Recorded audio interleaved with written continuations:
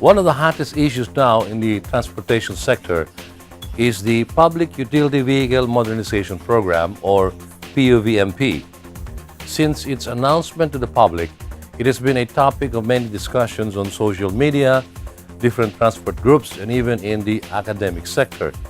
In line with it, the SPMJ, or the Society of Philippine Motoring Journalists, a group of motoring journalists, columnists, and writers from different media outlets, deemed it right to hold a forum to dig deeper on the PUVMP. The forum was graced by a representative from the government side as well as from the manufacturer side. On this week's Motoring Forum, we get to know straight from the Land Transportation Franchising and Regulatory Board, or LTFRB Chairman, Attorney Martin DELGRA III, the salient points of the PUVMP. We had an intimate discussion with the country's leading motoring journalists during the forum. Before he began his presentation of the PUVMP, he pointed out that the said program does not only focus on public utility jeepneys, but the whole transportation system. I'd just like to point it very clearly, and I think it's not so much a fake news, but rather a misconception. A misconception that this modernization program is all about PUJ. It is not. It is about having to overhaul a complete ecosystem in public transport, no? From buses all the way up to PUJ and anything in between that. Attorney DELGRA said that the agency is focusing on modernizing jeepneys, as jeepney operators are mostly not keen into changing their way of business.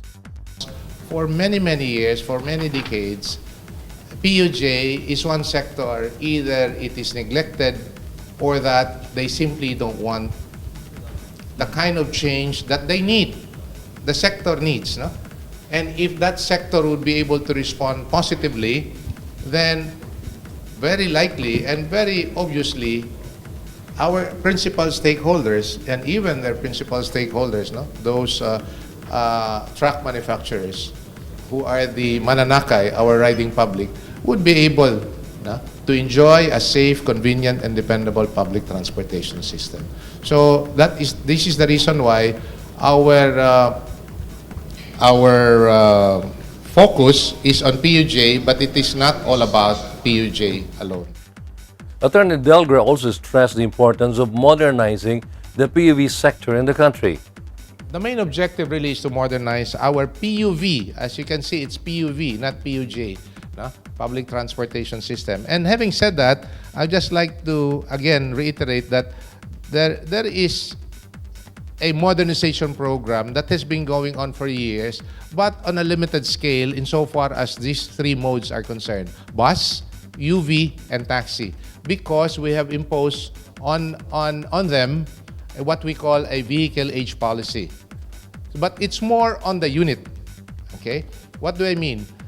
Buses, you need to change your old units into new ones when you get to be 15 years of age, and then taxi and UV, 13 years. No? So, ibig sabihin, pag 13 years na yung units, kailangan ng palitan ng bago. But other than that, yun lang yun. Yung pagpapalit ng bagong unit, yun lang yung tinatawag nating modernization program. Without the knowledge of many, the province of Tacloban is already practicing the fleet management of PUV, which is also an important objective in the PUVMP. So among the reforms that we need would be consolidation and fleet management. Fleet management part on the part of the operator is simply to address the efficiency of running their system, running a franchise. But on the part of the mananakay, we're looking at consolidation as a means of having to run it predictably, run a particular route, for example. A case in point is Tacloban.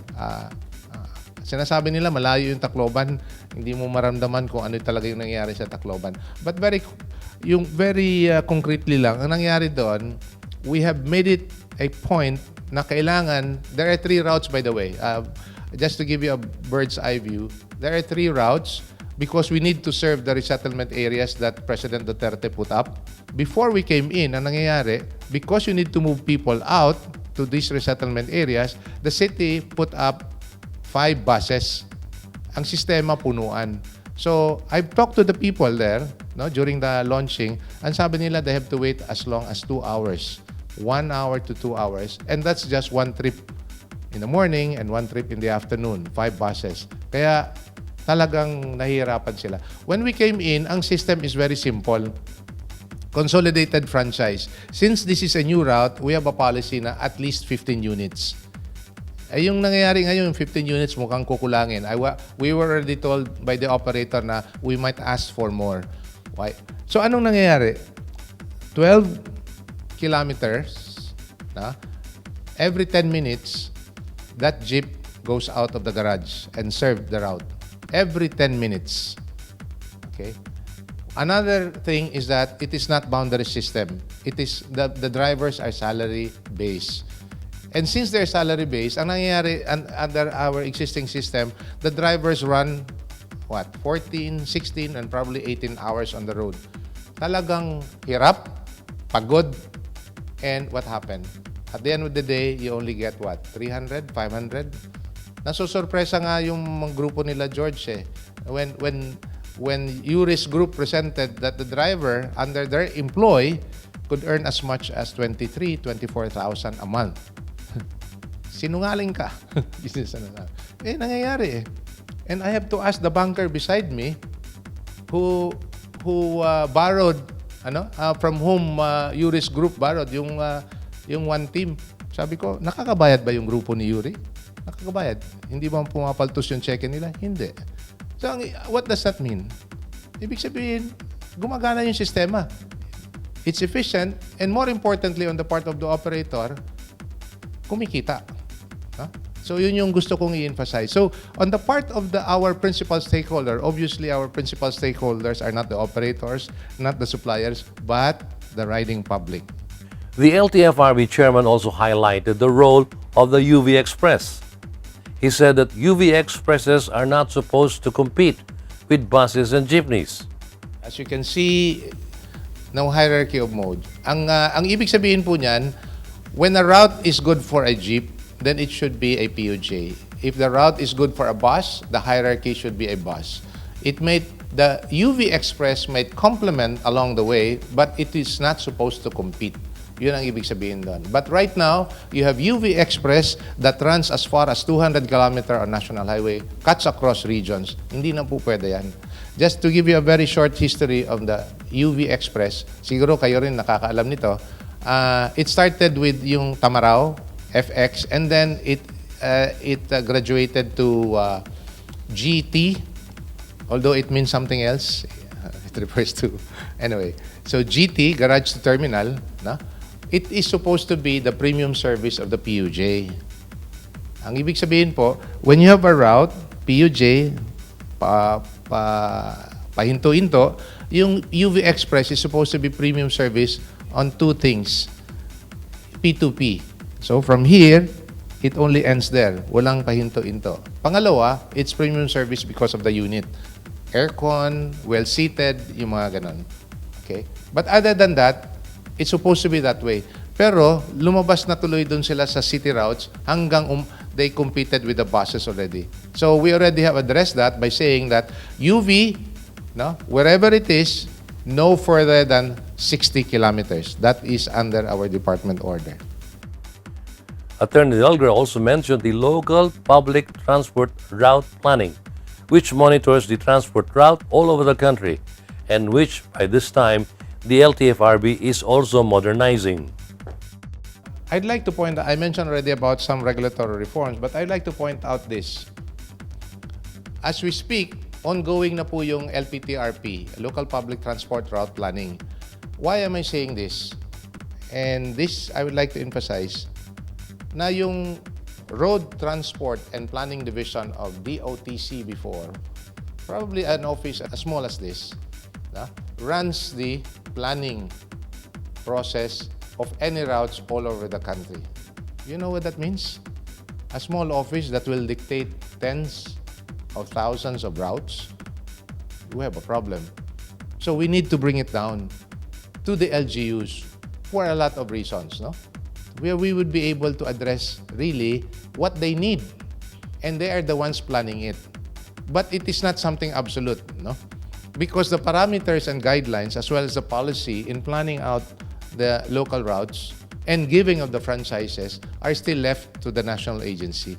Yung local politics, we need to be above them. Kaya nga, wala yan sa kanila. Pero yung pagpaplano, nasa kanila. What do I mean? Sila ang nakakaalam ng populasyon. Because yan ang constituents natin. The population is our principal stakeholder because we need to move them.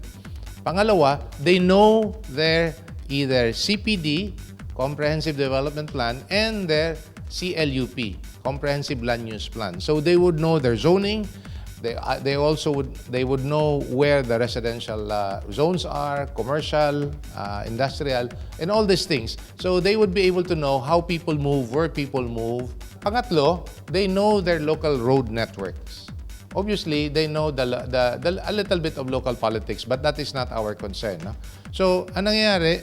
We ask them to help themselves plan out the routes. When the routes are planned out, it will be brought up to the DOTR as well as LTFRB for review and approval.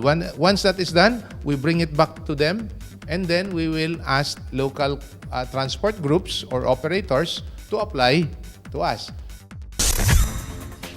That was part one of our two-part series here on Motoring Forum, spotlighting the highlights of the recently held maiden staging of the SPMJ Forum, which placed on center stage the Public Utility Vehicle Modernization Program. We'll have part two again with the LTFRB Chairman, Martin DELGRA III, but this time joined by representatives from the automobile industry who are poised to join this transport modernization program of the government next time.